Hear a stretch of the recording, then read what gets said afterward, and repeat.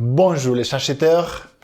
Pour faire face aux nouveaux enjeux de la fonction achat, les compétences conventionnelles de l'acheteur au niveau opérationnel et stratégique ne suffisent plus. Aujourd'hui, je vais te parler des soft skills, les 7 compétences comportementales que l'acheteur moderne doit posséder.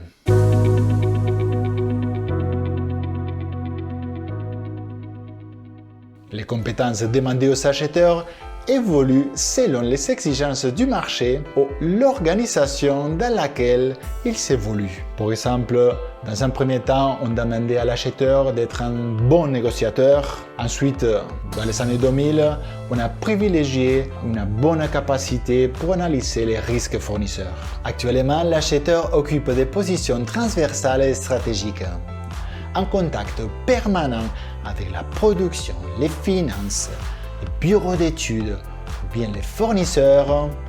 Une aisance relationnelle devient fondamentale afin d'établir des projets ambitieux avec les clients internes et établir des relations de confiance avec l'écosystème extérieur. Voici les 7 compétences que je pense indispensables pour l'acheteur d'aujourd'hui. Comment la créativité peut devenir une source de valeur ajoutée?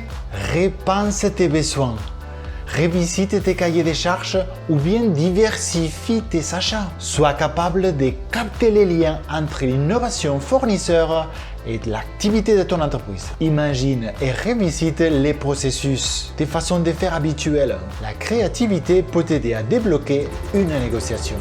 La curiosité permet de s'interroger, de questionner, de remettre en cause, d'aborder de nouvelles pistes et ainsi d'envisager de nouvelles possibilités. Elle te permet d'enrichir tes connaissances techniques sur tes produits et ainsi être plus performant à l'heure des appels d'offres ou bien dans les participations à des projets de conception ou de réconception. Que ce soit en interne ou en externe, l'importance du leadership dans la fonction achat n'est plus à démontrer. Il est indispensable de savoir influencer, motiver, rassembler, fédérer.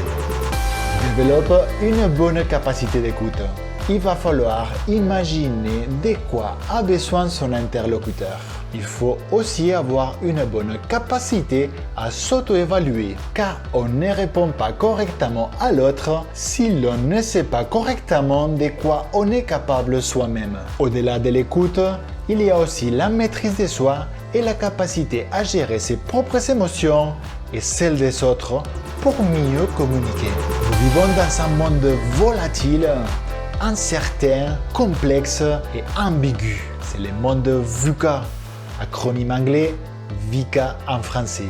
Dans cet environnement, il est facile de perdre ses repères et développer une incapacité à l'action, ou au contraire, s'épuiser, voulant s'adapter sans cesse au gré des changements erratiques de l'environnement. Dans un monde VUCA, travaille avec sérénité, assertivité et agilité.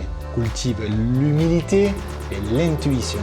La tendance à la digitalisation, au big data, à l'intelligence artificielle, etc. n'épargne pas la fonction achat. Il faudra à l'acheteur une culture de la data et une capacité au changement. Les outils informatiques mis à ta disposition doivent te servir avant tout à te centrer sur ton corps métier et les tâches à forte valeur ajoutée.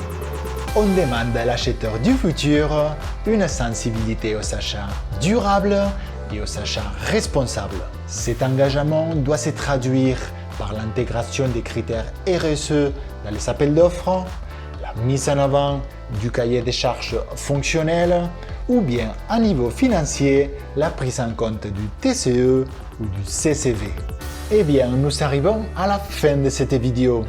Au fil des années, des compétences se rajoutent au profil de l'acheteur, telles que financières, juridiques, techniques, managériales, psychologiques.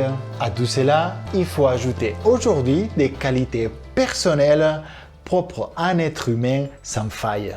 Quand je vois tout ce qu'on demande à un acheteur, ça me fait penser à un super homme ou bien à une super femme.